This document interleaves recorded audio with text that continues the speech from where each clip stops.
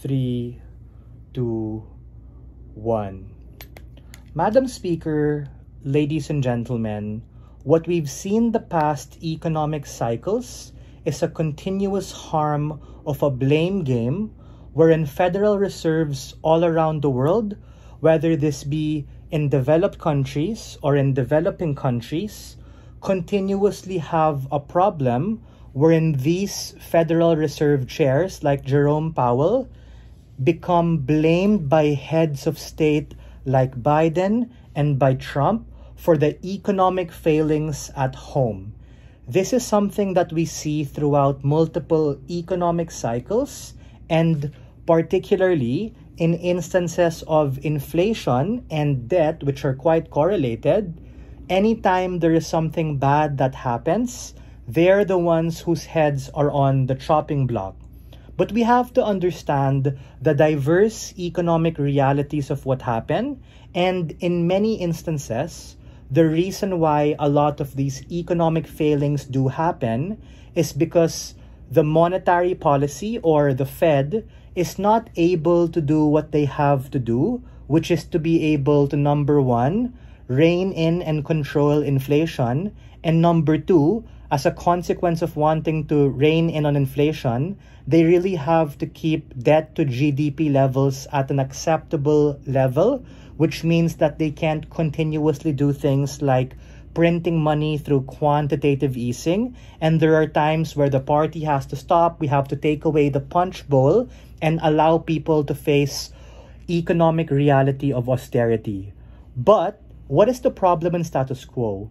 A lot of these legislative branches, like Senate and Congress, continuously want to be able to get reelected and cater to the partisan politics of whoever's in charge, whether that be a Democrat or whether that be a Republican. As such, the Federal Reserve or monetary policy, given that they have three particular levers: one, interest rates; two, reserve requirements for banks; and number three, open market operations. All of these are meant to be able to control how much or how little money we have in the economy. But in instances where there's a policy to continue spending, like what we've seen in the United States, that contradicts the very thing that the Federal Reserve and monetary policy is supposed to do. Which is why our policy is clear. Status quo is not enough, and we need to give them additional power in order to veto particular acts of Congress, Senate, and even the President in instances where they want to do things like continuously spend or any other related things to be able to increase debt. Of course, I understand that debt can be good and bad, but this debate is likely to happen in pivotal economic points like getting out of a recession, like what we've seen in 2008, and also what we've seen post-COVID pandemic, which is ultimately the important critical part where this debate happens, because that's exactly where they're like, yo, we need to be able to keep interest rates high in order to deal with inflation. But of course, the Senate and the Congress and other people in Treasury or in the office of the President, they want to be able to continuously spend and say things like, yeah, we got to bail out these businesses. We got to give people these chicken tendies and stimulus checks. That sounds great, right? And opposition might be like, yeah, bro, that's not bad. There are instances where we need to be able to capitalize on the opportunity cost of that to be able to help people. But the sobering reality is that whether you're from a developing country or a developed country, whether you're rich, poor, or middle class, no one likes austerity. And that's exactly why we have such an inflationary environment right now, because the debt to GDP of countries like the United States and Japan are more than 100%. Japan, for instance, is in 300% already.